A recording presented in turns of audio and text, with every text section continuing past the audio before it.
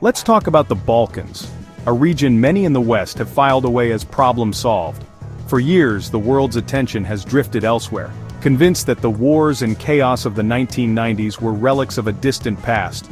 But beneath the surface, the Balkans have remained a place where history lingers, and old wounds never fully heal. The region's complex tapestry of cultures, religions, and national identities has always made it a flashpoint, and today those tensions are simmering once again. But old powder kegs don't disappear, they just wait for a careless spark.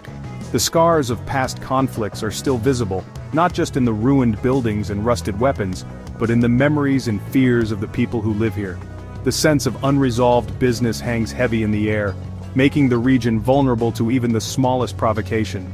In late summer 2025, political deadlocks and ethnic tensions are flaring up across the peninsula from Belgrade to Sarajevo. The fragile alliances that have kept the peace are fraying, and local leaders are struggling to contain the anger bubbling up in their streets. In cities like Pristina and Skopje, uncertainty and anxiety are growing, as communities brace for what might come next. Protests are erupting, sometimes turning violent, and the peace we took for granted is looking fragile. Demonstrators fill the squares demanding change, while riot police stand ready, their faces tense. The energy is volatile, and the line between peaceful protest and chaos feels razor thin. The ghosts of the 1990s are close, with leaders using rhetoric that once tore nations apart. Nationalist slogans echo through the air, and old grievances are dredged up for political gain. The memories of war are never far away, and some politicians seem all too willing to exploit them. State pressure on media, targeting of opposition, and foreign meddling are all back in play. Journalists face intimidation, independent voices are silenced, and outside powers, both East and West, are eager to shape the region's future for their own interests. The information war is as fierce as anything on the streets. Why should you care? Because instability here spreads, triggering refugee crises, disrupting economies, and emboldening autocrats. When the Balkans tremble, the shockwaves are felt across Europe and beyond. Borders become bottlenecks, factories close, and families are forced to flee, searching for safety and hope elsewhere. The Balkans are a crossroads. Conflict here would have consequences far beyond the region. Trade routes, migration paths, and political alliances all intersect in this small but vital corner of Europe. What happens here can quickly spiral outward, affecting millions. Ignoring the warning signs is not an option. The lessons of history are clear. When the world looks away, the cost of inaction can be devastating. The people of the Balkans deserve more than to be a footnote in someone else's crisis. The fuse is lit, and we're all close enough to feel the heat. The question now is whether we'll act in time, or watch as the sparks ignite something we can't control. Zoom in on Serbia, a country at the crossroads of Europe, where history and politics collide in dramatic fashion. Belgrade, the capital, stands as the region's political center of gravity, a city where decisions ripple far beyond its borders, shaping the fate of millions. In recent weeks, Belgrade's streets have erupted with massive, angry protests. These are not just peaceful demonstrations but a groundswell of public outrage, with thousands demanding change and refusing to be silenced.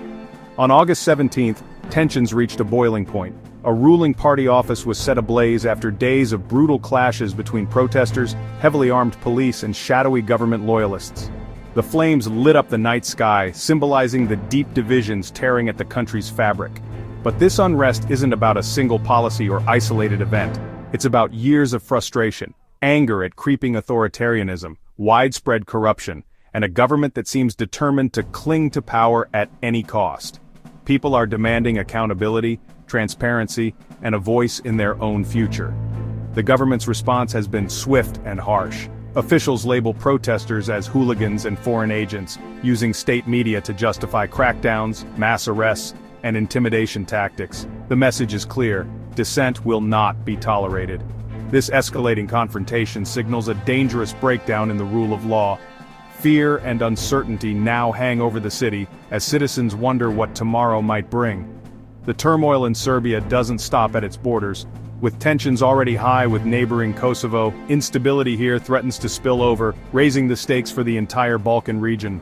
In times of crisis, leaders may stoke nationalist flames to distract from domestic troubles, a dangerous gamble that could turn internal unrest into a wider international conflict, drawing in neighbors and outside powers.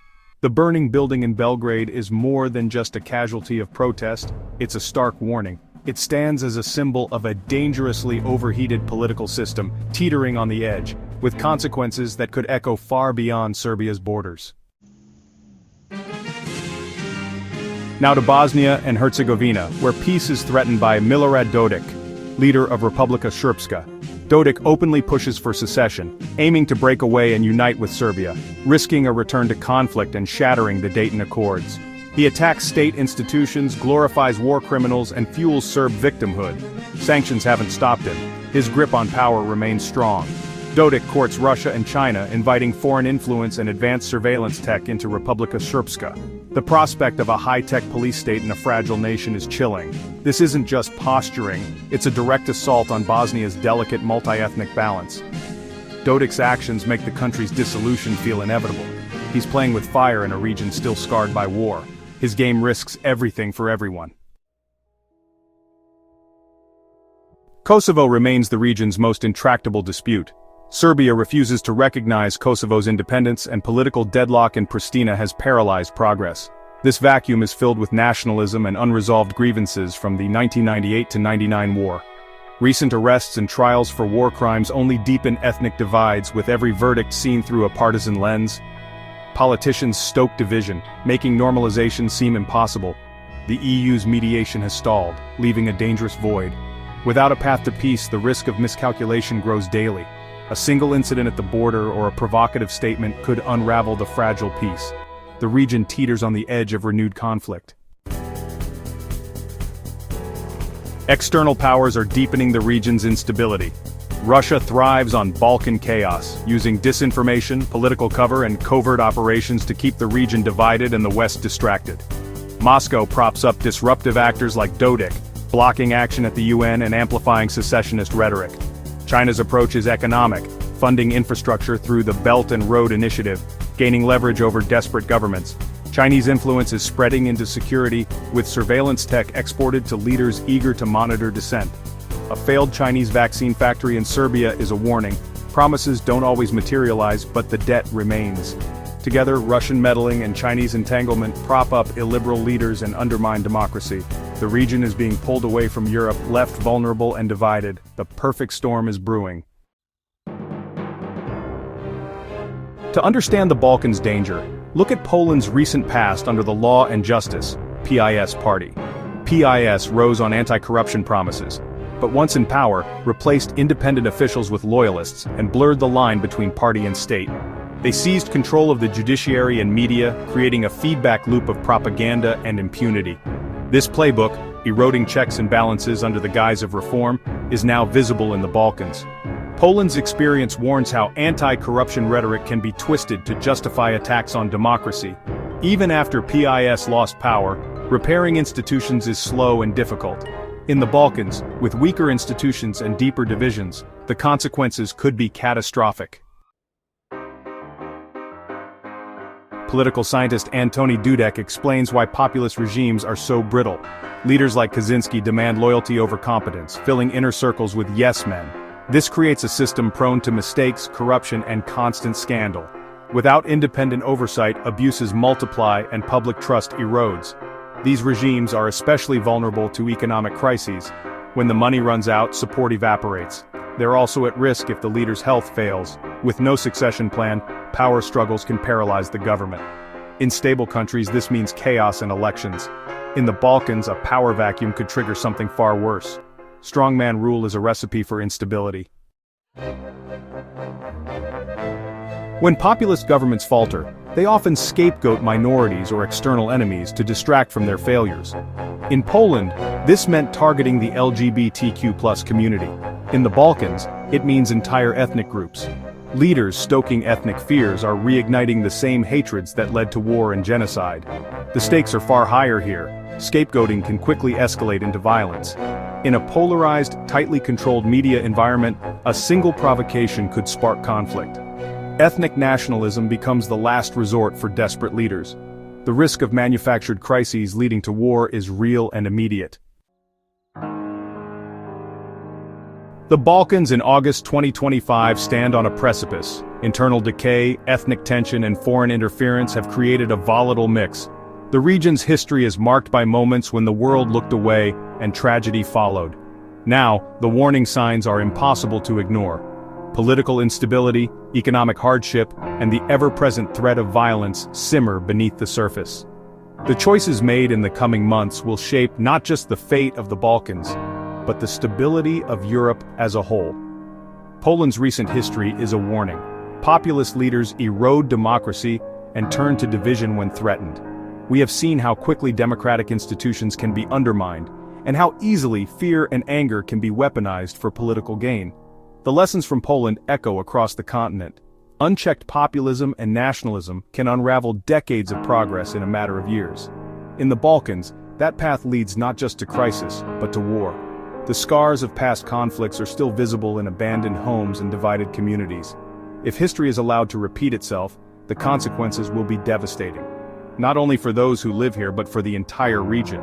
The international community must act, borders must be respected, and those inciting hatred held accountable. Diplomatic pressure, sanctions, and clear consequences for aggression are needed. The world cannot afford to be passive or divided in its response. Diplomatic engagement and a real path to European integration are essential. The promise of a better future, one rooted in cooperation, prosperity, and shared values, must be more than just words. It must be backed by concrete action, investment, and unwavering support. Support local civil society, human rights defenders, and independent journalists. They're the first line of defense against hate. Their courage and commitment to truth are vital in exposing injustice and holding power to account, even when it puts them at risk. Their work is vital in a region awash with propaganda. In an age of disinformation, their voices help cut through the noise, offering hope and clarity to those who seek peace and understanding. The future lies with the people of the Balkans, but outsiders must not look away. International solidarity, attention, and support can make the difference between escalation and reconciliation. Indifference paves the path to war. Silence and inaction are not neutral. They are choices with consequences, and history will judge us by what we do now. Stay informed, demand engagement, and support those working for peace. The time to pull back from the brink is now, before it's too late.